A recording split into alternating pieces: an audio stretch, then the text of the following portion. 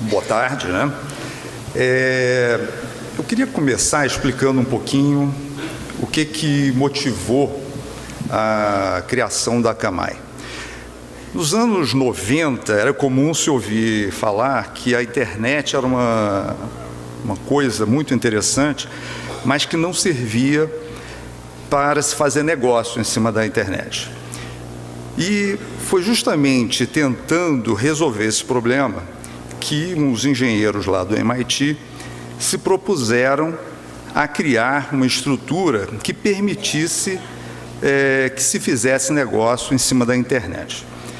E, basicamente, eles criaram esse conceito de CDN e que gerou a Akamai. Hoje, desse conceito de resolver parâmetros, de permitir que tráfego fosse feito, que negócios fossem feitos através da Akamai, permitindo que essa comunicação fosse segura, que tivesse uma confiabilidade e disponibilidade necessárias a esse fazer negócios, que se gerou a tecnologia que deu origem à Akamai e que hoje, em termos de mundo, tem mais de 175 mil servidores instalados e 25%, 30% do tráfego da internet passa por um servidor Akamai.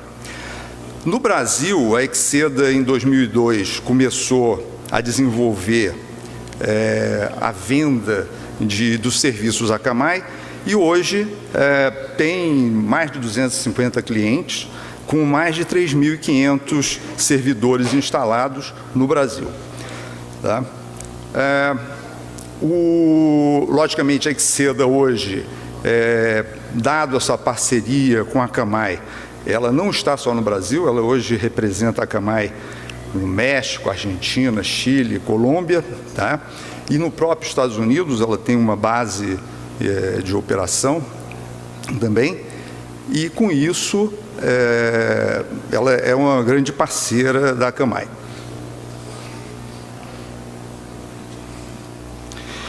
Aqui vocês têm uma série de clientes hoje que utilizam a Akamai,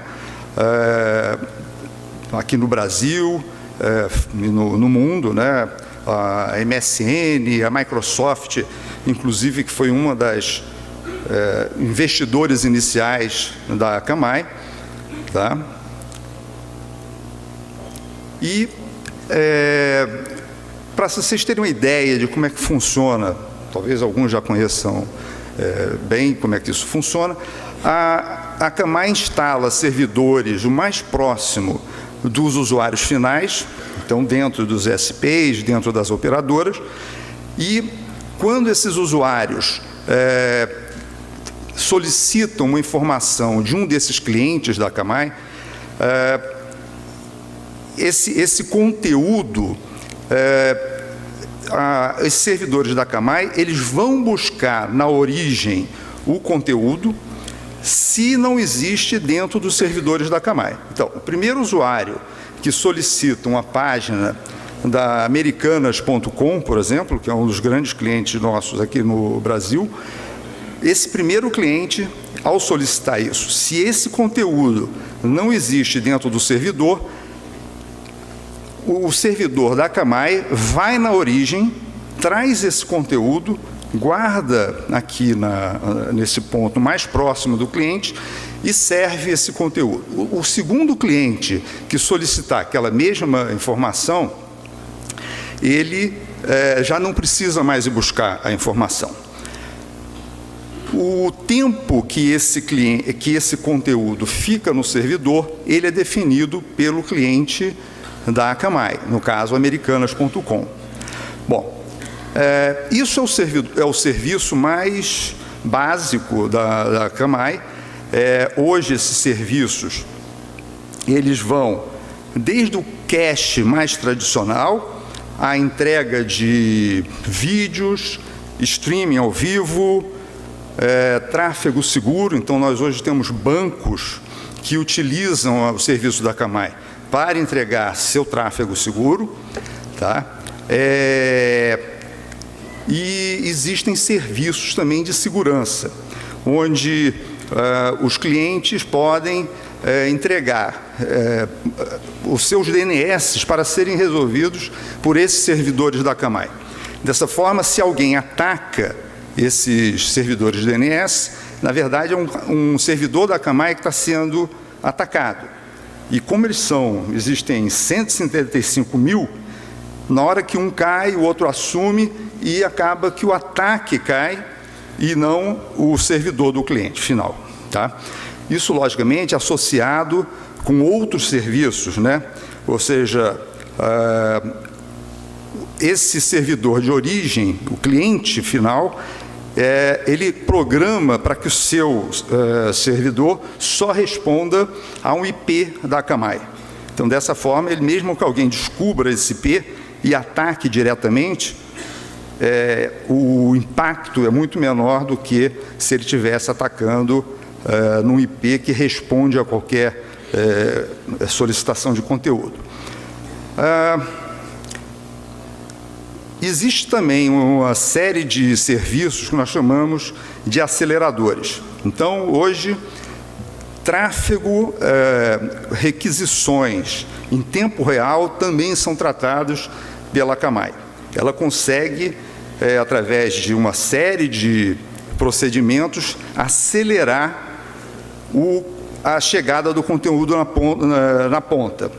Por exemplo, carrinhos de compra desses 15 maiores empresas, das 15 maiores empresas de e-commerce no Brasil, todas elas, das 16 maiores, 15 são clientes da Akamai, inclusive entregando o carrinho de compra dessas empresas, tá? Bom, como é que um SP que deseje ter um servidor da Akamai deve proceder? Bom, primeiro, ele vai assinar um contrato para participar de um programa que se chama ANP, tá? Dentro desse programa, a Akamai vai fornecer os servidores, o switch, tá? E a instalação é enviado um manual de como esses servidores devem ser instalados. A configuração e a operação é feita remotamente pela Akamai, tá? E pronto, dessa forma. A expectativa de que a instalação de um servidor, de um conjunto de servidores da Akamai dentro de um SP, reduza em 80% a 70% do tráfego Akamai que vai para ele. Então, se vocês quiserem fazer um cálculo, assim, meio simplista, vocês pegarem o tráfego total de vocês, pegarem 20% a 30% desse tráfego, tá? E pegarem 70% desse tráfego, é o que vocês teriam de economia nos links de interconexão, tá? O passo seguinte, né, para quem quiser se candidatar a ter os servidores da Akamai dentro da sua estrutura, é mandar um e-mail para o Milton Malcomes, da Exceda, que responde hoje por esse programa para os SPs, tá? Nós temos hoje uma divisão em que um grupo trata da instalação para as grandes operadoras e o Milton hoje é responsável por atender essas solicitações dos ISPs, tá? Que deveriam, que a gente classifica como empresas que têm um tráfego entre 350 mega até 2 giga, tá? E vão se enquadrar nesse grupo aqui. Acima disso, pode ser que seja direcionada para um outro grupo para tratar esse tráfego. Ao mandar o e-mail para o Milton, o que é necessário mandar? O nome da empresa, o responsável e, principalmente, o AS Number, tá? O AS Number e AS Numbers de trânsito.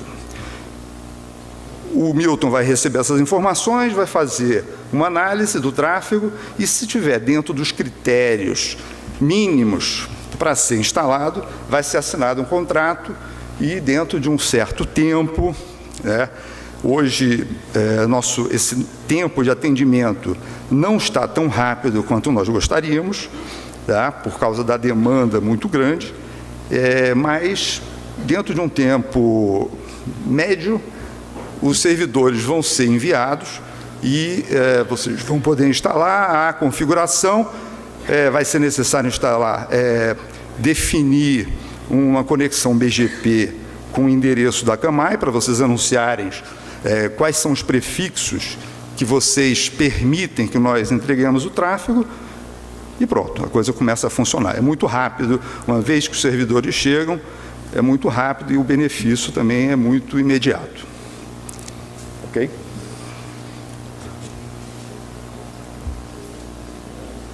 Tem 2 minutos? Bom, eu estava correndo aqui para... basicamente,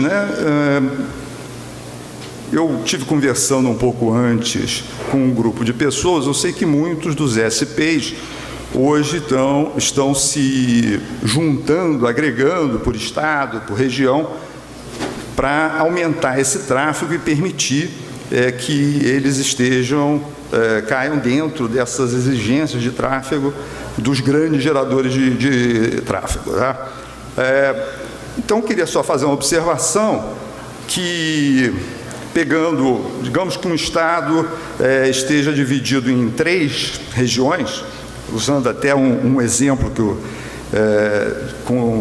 que eu estive conversando agora há pouco, com o passar do tempo, nós podemos, por exemplo, digamos que esse estado que tenham 3 regiões, tem uma região central, onde tem mais tráfego, e 2 regiões com menos tráfego.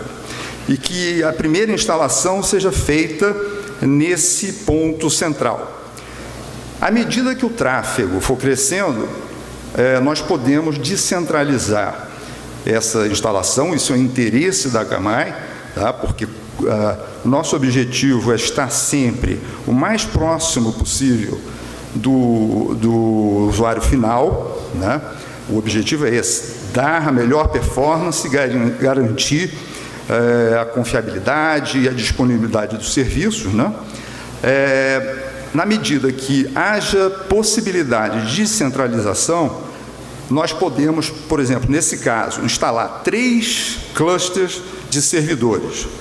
E, através dessa conexão BGP, que nós teríamos com cada um dos servidores, seria feita uma configuração onde, digamos que as 2 regiões secundárias, vamos chamar assim, anunciassem só os seus prefixos. E a região central anunciasse todos os prefixos. Então, o que aconteceria? O tráfego, quando um usuário de uma região secundária solicitasse a informação, se o cluster local não fosse capaz de entregar aquele conteúdo, ele iria buscar no cluster primário. Além disso, uma estratégia dessa ia permitir que a Camai, eventualmente, instalasse nesse cluster central o que nós chamamos de rack seguro. Como eu falei para vocês, uma parte do serviço da Camai é entrega de tráfego seguro.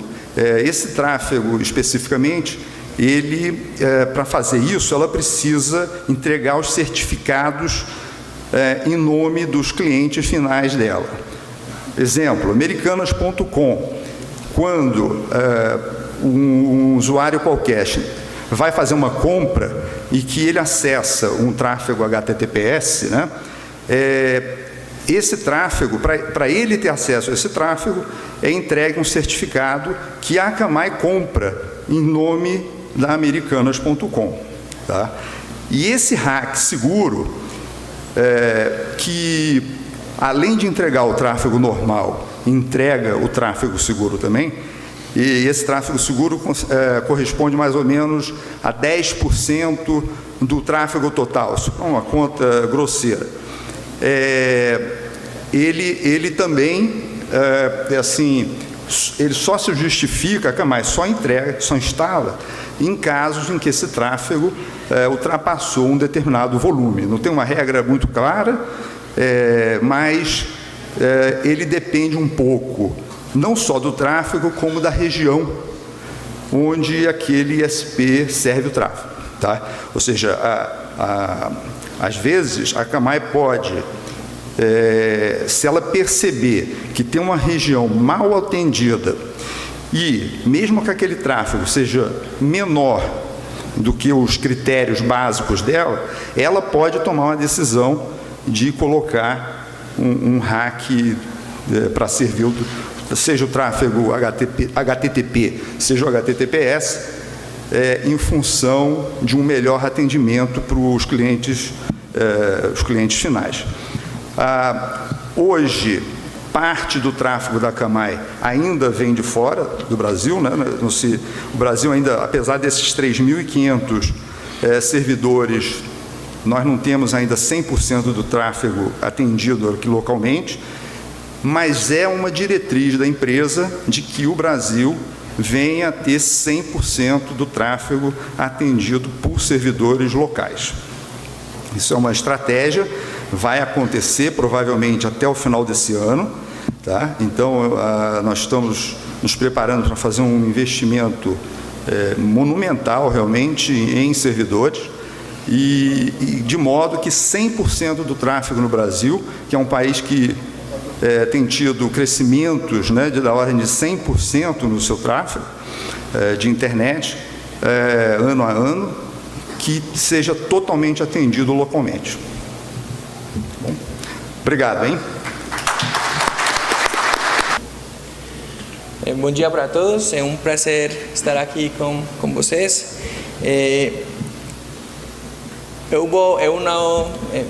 Português não é minha primeira língua, então eu vou fazer o maior esforço para falar em melhor portunhol que eu posso.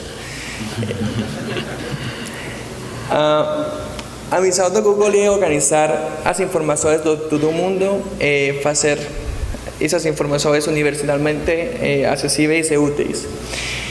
Para conseguir isso, é muito importante trabalhar tanto com operadores grandes como com operadores pequenos. Então, por isso, nós temos diferentes maneiras de entregar o tráfego em diferentes partes do mundo, especialmente no Brasil. Nós podemos fazer entrega do tráfego com trânsito IP, com peering público, com route server, com acessão bilateral no PTTs. Também temos peering privado, temos caches, e vamos falar mais em detalhe de todas essas diferentes possibilidades em las seguintes diapositivas. O propósito é sempre servir todo o tráfego, 100% do tráfego diretamente para os ISPs, e temos uma ordem de prioridade para o serviço do tráfego. A primeira prioridade são os caches, os GGCs,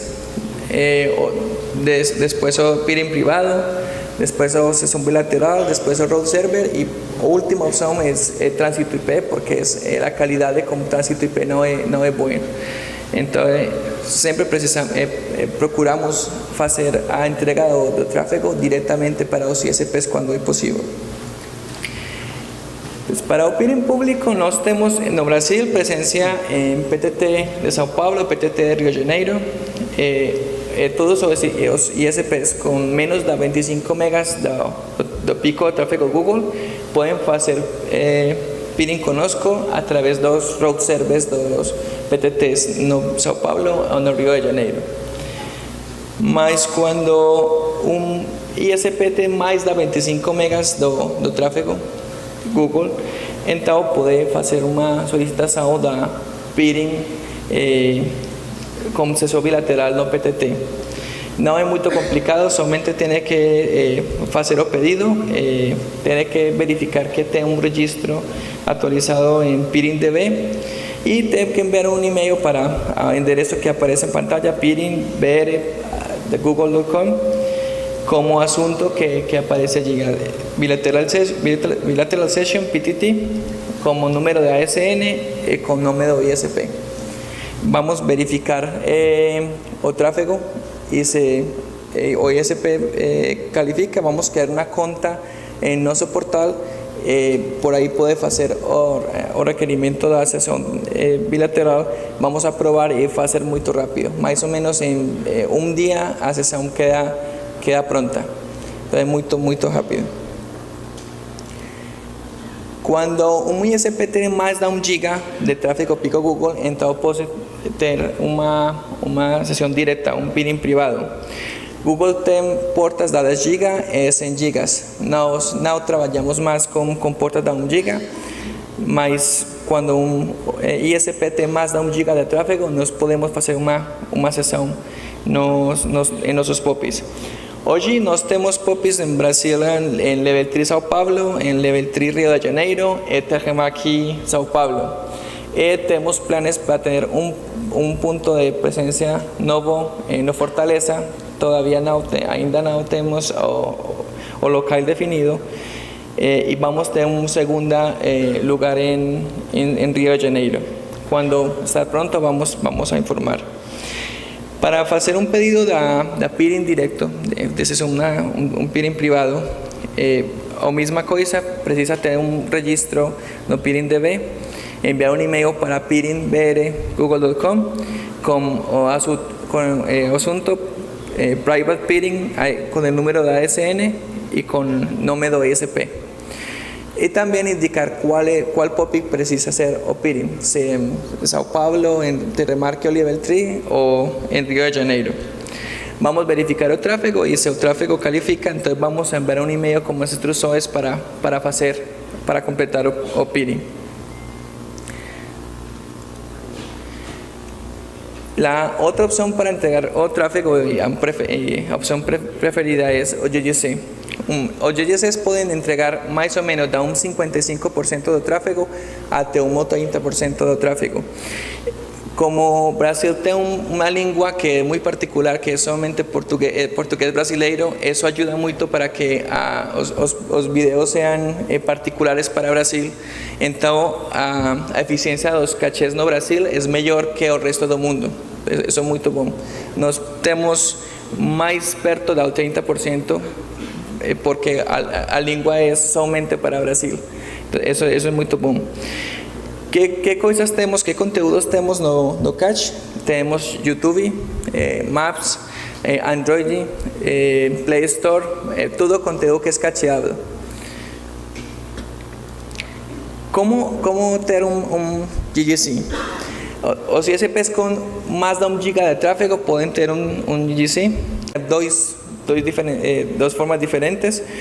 Una es ir al site que pueden ver lá, mas o problema com esse é somente monitorado em inglês, mas você também pode mandar um e-mail para ggcbr@google.com, pode ser em português e é assunto GGC com o número de ASN e o nome do ISP, também com informando onde quer ter, que cidade vai ter o cache.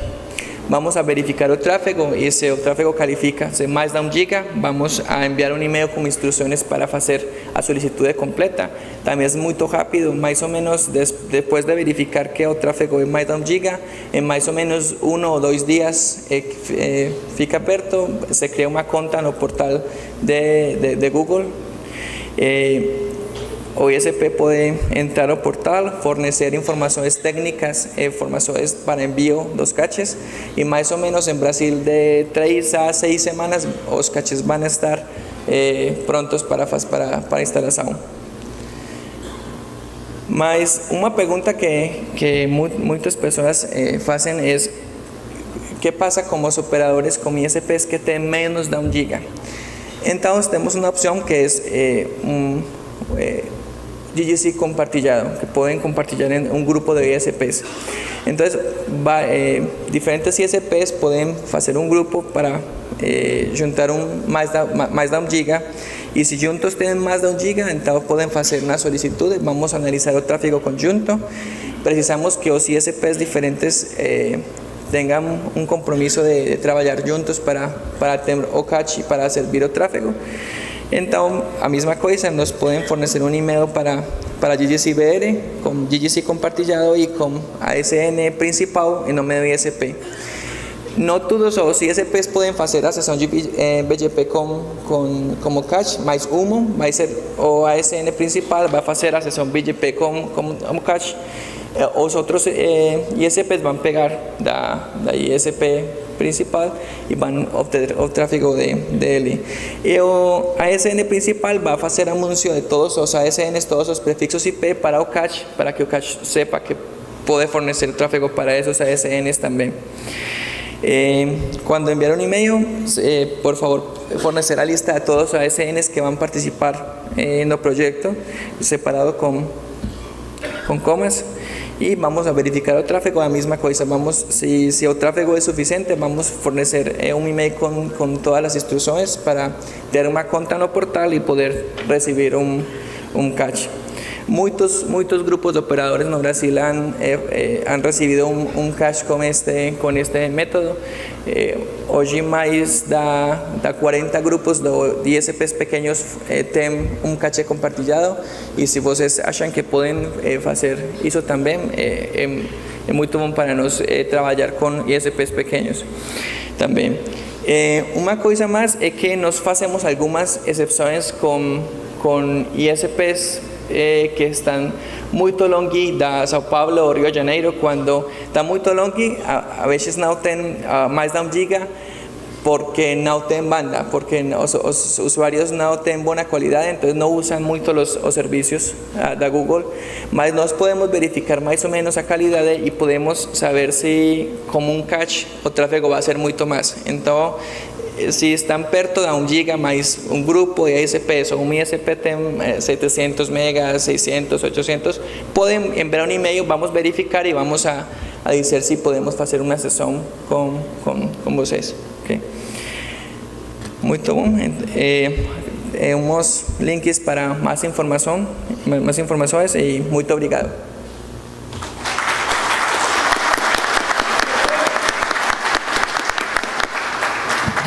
Obrigado, Alejandro. Agora vou convidar o senhor Marcos Grando, CTO da Asion. Ele é responsável pelas equipes de engenharia e operações, é autodidata, evangelizador IPv6 e entusiasta open source.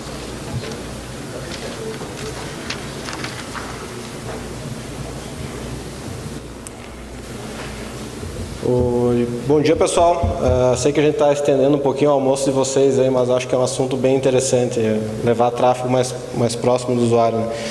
Eu optei por fazer uma apresentação um pouco híbrida, não só falando sobre levar o tráfego da CDN para próximo de vocês, mas algumas informações interessantes para vocês também terem em mente, assim, do funcionamento em si de uma CDN.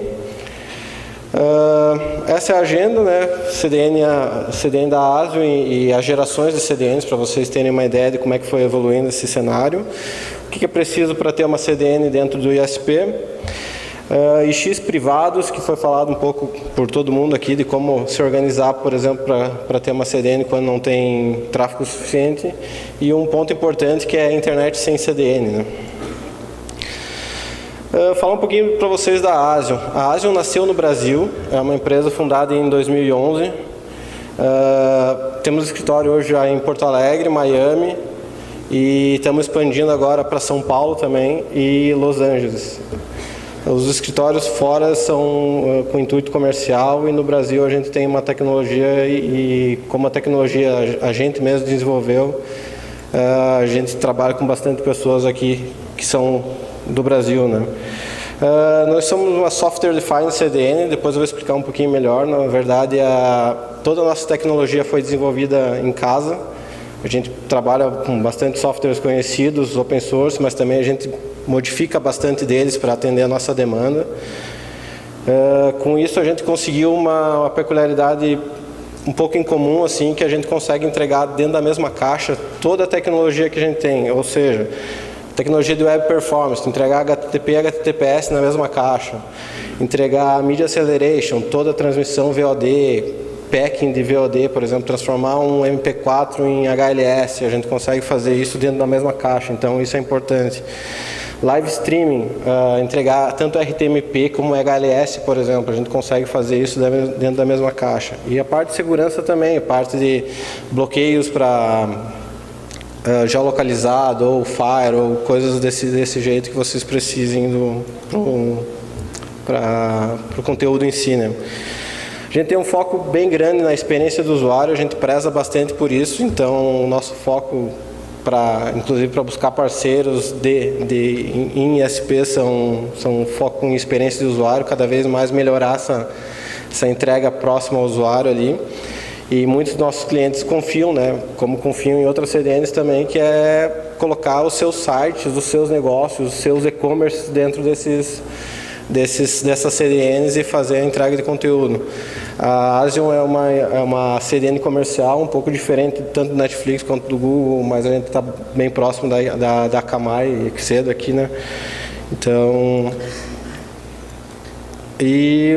a gente tem já uma atuação global hoje, mas nosso foco é a América Latina, atender bem Brasil, Argentina, Venezuela, Colômbia, México, atender bem forte essa região é o nosso objetivo hoje.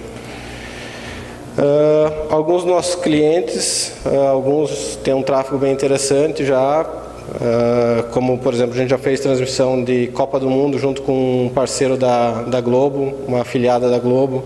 A gente faz transmissão, por exemplo, de streaming do Cabon ou a própria entrega de músicas dele. A gente fez transmissão em parceria com o TED, Saraiva, Croton, por exemplo, EAD da Unopar. Então temos uns clientes interessantes já. Eu quero passar um pouco rápido por isso, mas principalmente explicar um pouco como é que foi a evolução da CDN. Assim. No começo era altamente distribuída, mas tinha pouca inteligência.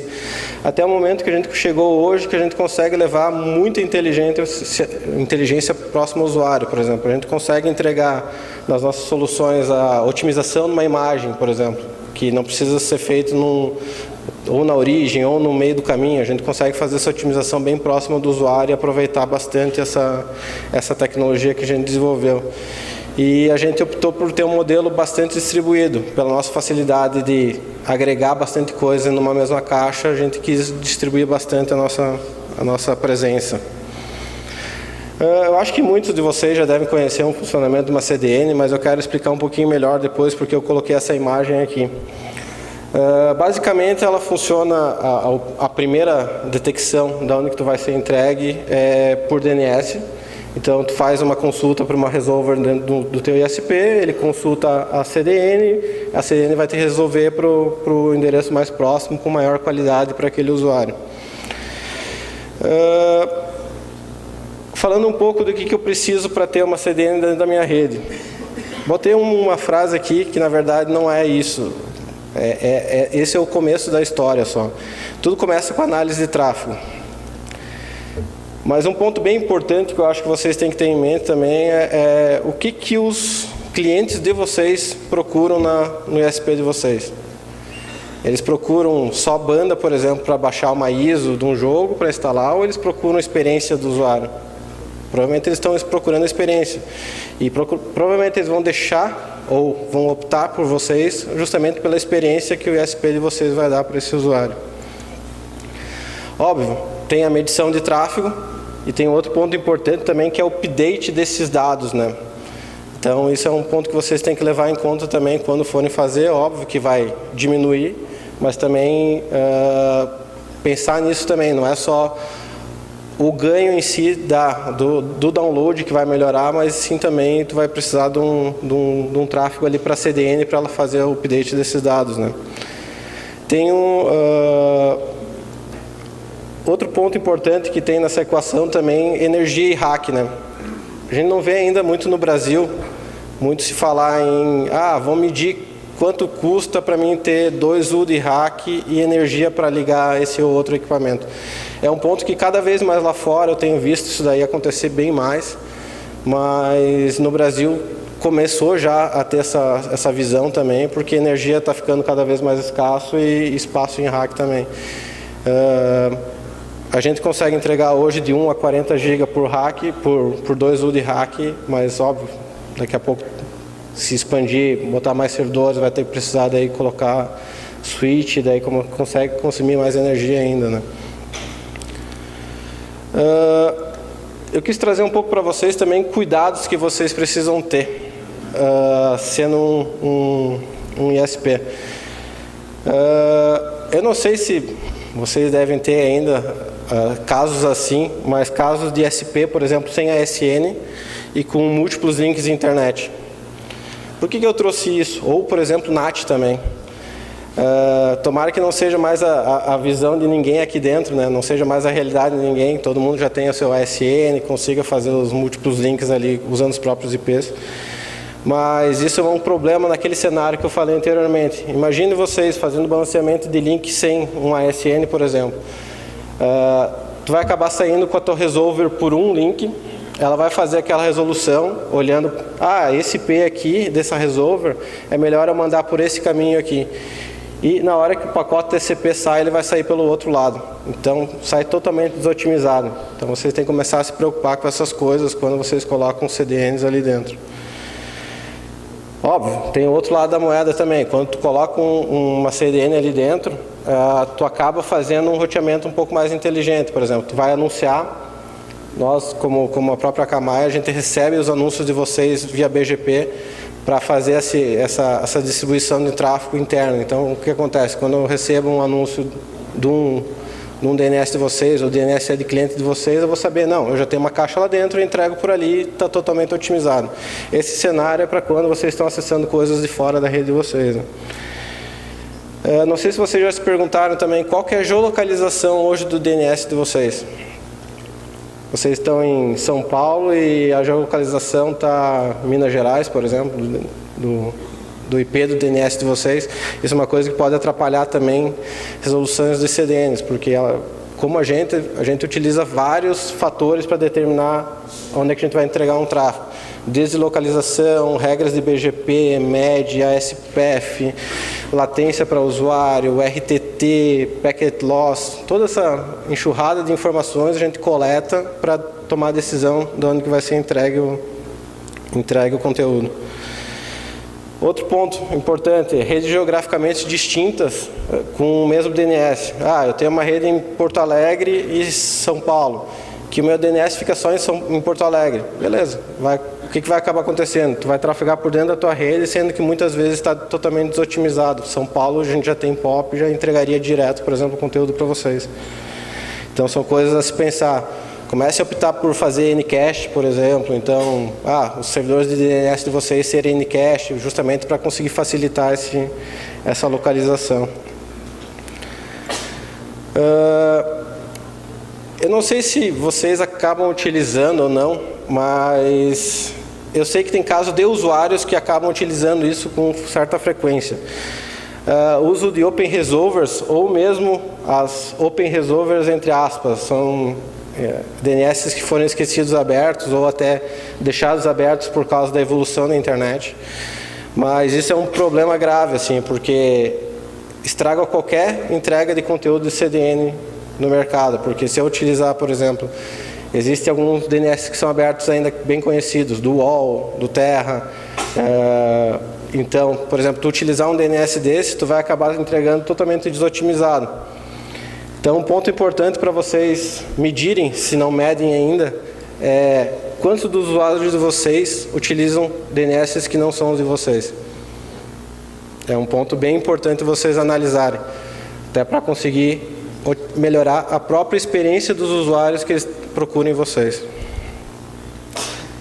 Se optarem por usar um OpenDNS, não quero manter uma infraestrutura interna, ou qualquer motivo que vocês desejem, optem por usar um padrão novo que está em draft já no IETF, que é justamente para otimizar essa entrega, fazer isso daí acontecer melhor.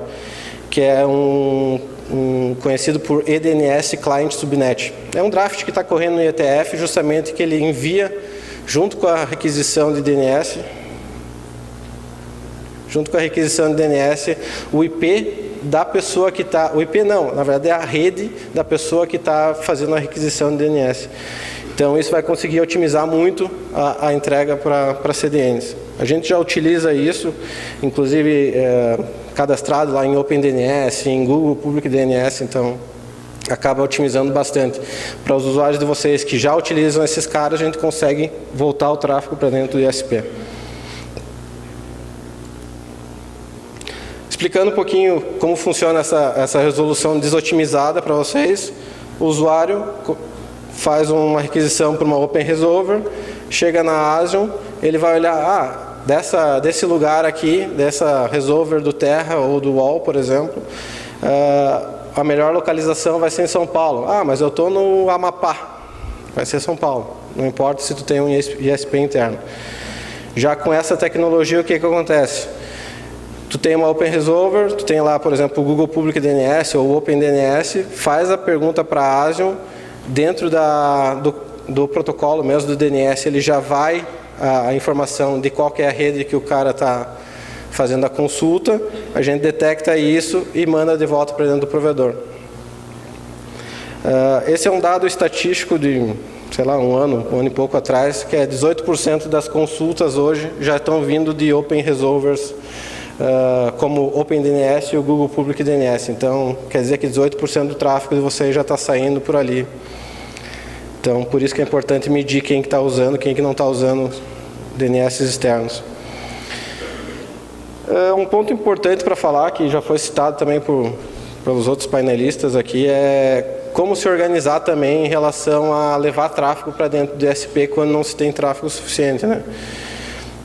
Muito se fala disso, o próprio pessoal do IXBR ali, Milton, eles defendem bastante em se organizarem como IX privados, ou seja, trocarem tráfego privado e daí colocarem as CDNs dentro desses lugares para começar a fomentar, e daí sim o pessoal do IX olhar que existe a oferta, a demanda e trabalhar para fazer ou ponto de troca de tráfego ali, ou mesmo um PIX conectando um outro ponto de troca de tráfego. Conexão ao Internet Exchange mais próximo, caras, isso é muito importante, justamente pela experiência do usuário. A experiência do usuário é uma coisa que está se defendendo bastante, mas também a latência, cada milissegundo de latência vai dar uma diferença na percepção do usuário. Tem se trabalhado muito em protocolos hoje na internet justamente para melhorar isso, mas mesmo assim, tu cada vez estando mais próximo vai gerar mais qualidade, e eu vou mostrar um outro motivo de por que é interessante também isso daí no próximo slide, que é em relação à internet sem CDN. Qualidade e os outros pontos vocês já sabem, né? Por último, e não menos importante, queria falar um pouco de internet sem as CDNs. Esse é um estudo que saiu a própria Cisco divulgou esse estudo um mês atrás, no máximo. Hoje o nosso tráfego local já passou de longa distância. E a ideia é ter 66% de todo o tráfego IP sendo entregue por dentro de CDNs até 2019. Então, cada vez mais vai ser importante as CDNs dentro pelo menos regionalizadas, para conseguir ter o tráfego da internet dentro dos provedores, né? Senão não vai mais ter como trafegar longas distâncias e ter experiência boa para o usuário. E já várias pessoas defendem que a internet hoje não existiria do jeito que a gente conhece se não fosse as CDNs também. Por favor, Flávio. Obrigado André, obrigado a Brint pelo convite. Obrigado vocês por ter ficado até agora. Antes do almoço, vou tentar ser breve para não atrasar o almoço de vocês.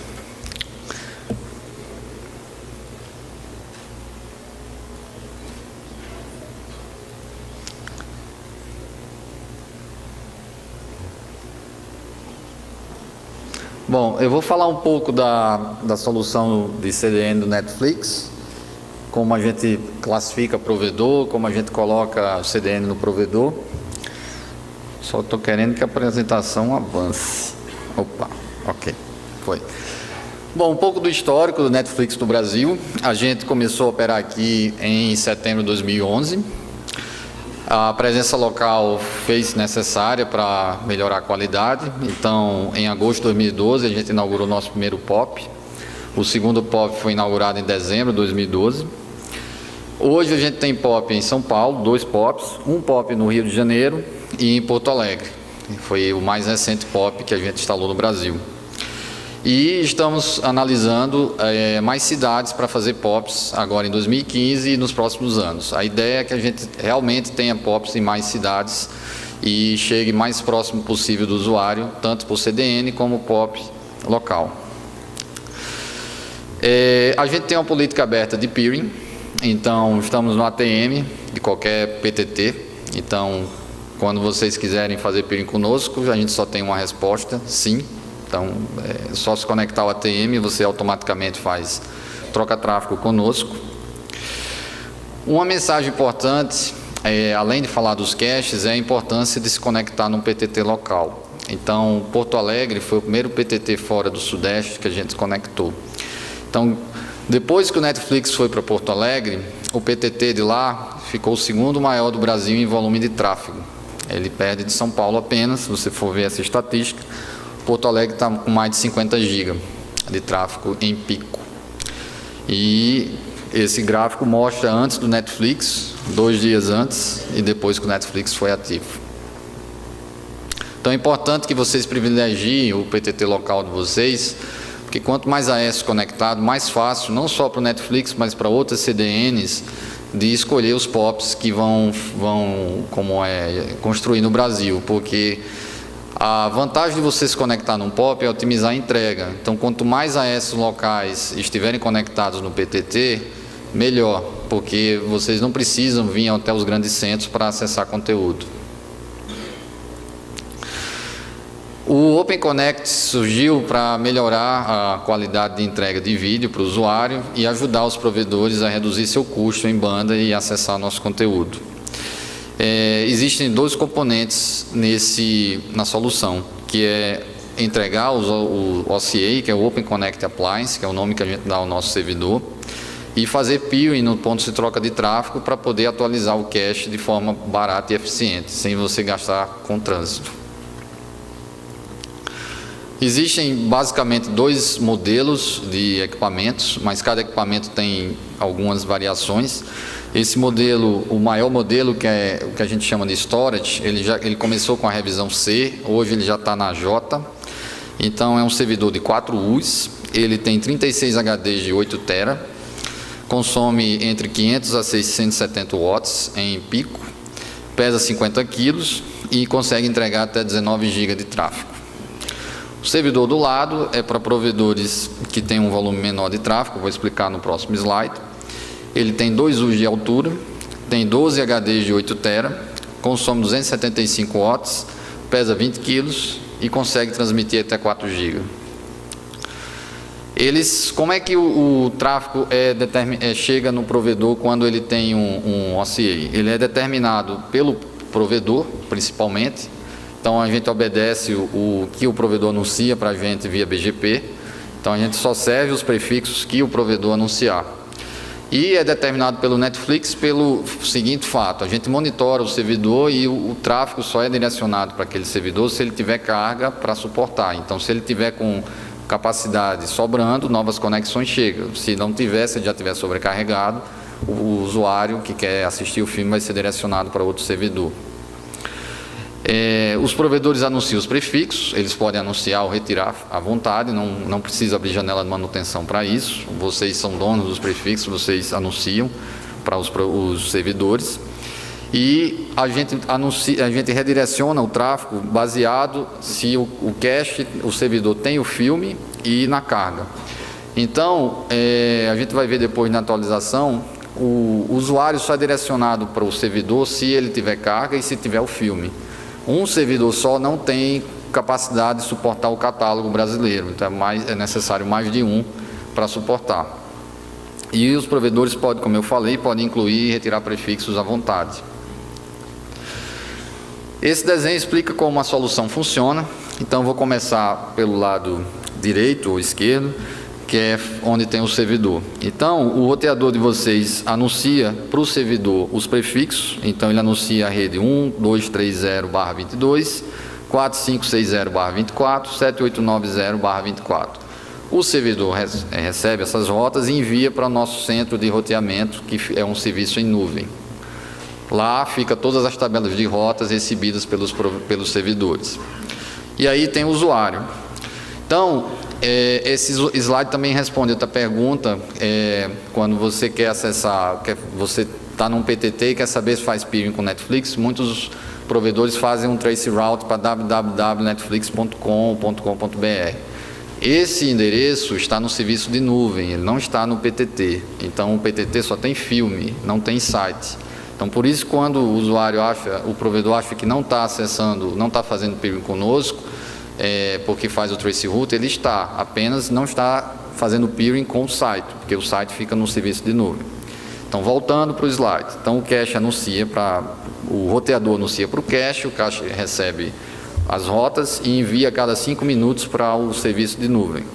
O usuário doméstico quer acessar, então ele vai acessar o site que está no serviço de nuvem e o serviço de nuvem vai pegar o IP do usuário. Diz, olha, eu sou o usuário 4561 e pertenço à rede 456024, quero ver um filme. Aí o usuário seleciona o filme, o serviço vai verificar se aquele servidor tem um filme. Tem um filme, está com a carga suficiente para aguentar uma nova conexão? Está. Direciona o usuário abre a conexão com o servidor e começa a transmitir. A atualização do conteúdo ela é feita no horário de mais baixo tráfego do provedor. O provedor nos informa qual horário que ele quer que haja essa atualização. Então, o provedor controla o horário que começa. Ele não faz a atualização sob demanda. Por exemplo, o usuário quer assistir um filme às 3 da tarde, não tem o filme lá, ele não vai buscar esse filme nessa hora. Ele vai possivelmente pegar o filme de madrugada. Por que eu digo possivelmente? Porque o algoritmo para atualização ele leva em conta não a popularidade dos usuários do provedor, mas do país. O catálogo que vai para o usuário, para o cache do provedor, é o catálogo nacional e não o catálogo local. E, como eu falei, o provedor informa a hora do início. Quais são os requisitos de atualização? Para o servidor maior, aquele que tem 36 HDs de 8 TB e 4 de altura, o requisito mínimo de banda para ter um servidor desse dentro do provedor é 1,5 GB com nosso AS, 2906. Para atualizá-lo, você precisa ter 1,2 GB durante 12 horas, no horário de mais baixo tráfego, para que o servidor baixe os novos filmes todos os dias. Vai ser 12 horas todos os dias? Nas primeiras semanas, sim, que é quando o servidor, depois que chega na sua rede, ele vai ficar alguns dias no transporte entre o nosso armazém e sua rede. Então, ele vai precisar recuperar esses dias perdidos. Depois de algumas semanas, pode ser que ele use 8 horas, 10 horas, mas a gente sempre diz 12, porque vai acontecer dias onde a gente vai precisar fazer uma redigitalização do catálogo e você vai precisar usar as 12 horas novamente. O servidor menor, de 2 US de altura, ele precisa de 400 MB por 12 horas. E para ter um servidor desse, você precisa ter 750 MB com o nosso AS. A atualização, se você faz peering conosco, vai seguir pelo peering. Se você não faz, segue pelo trânsito. Como feito é o processo de ter um servidor na rede? Primeiro, você pode fazer o pedido no site, nessa URL. A gente recebe um e-mail com o AS do provedor, a gente faz um relatório na nossa ferramenta interna, marcamos uma hora com o provedor para fazer uma entrevista técnica, conhecer o provedor, explicar como funciona a solução. Essa entrevista técnica demora entre 45 a 1 hora, 45 minutos a 1 hora, a gente faz por internet ou por telefone. Enviamos um contrato para vocês, enviamos um link para vocês pedirem um cache. Depois que o contrato estiver assinado, a gente faz o envio, com base nas informações que vocês preencheram nesse link, que é endereço IP, máscara de rede, seu AS, etc. Quando o servidor chega, ele entra em testes por 2 dias, para a gente testar a janela de atualização, para saber se tem 1,2 GB ou 400 MB, para saber se nenhum HD foi danificado durante o envio. E depois de 2 dias a gente manda um e-mail pedindo a confirmação oficial do provedor para entrar em produção. Ele só entra em produção quando o provedor permite. Depois que está implementado, existe um portal onde os provedores consultam estatísticas de tráfego, janela de atualização, temperatura do servidor, etc. A gente ainda está em beta, esse portal, mais funcionalidades vão ser adicionadas. A gente pede também que os provedores deem feedback para a gente, que tipo de característica, que tipo de recurso vocês querem inseridos nesse portal. Somos abertos a sugestões. E é isso. Aqui está meu e-mail. Assim, eu vou ficar mais um tempo depois da apresentação. Quem quiser falar comigo, eu vou ficar por aqui. Então, estou disponível. Obrigado a todos. Obrigado, Flávio.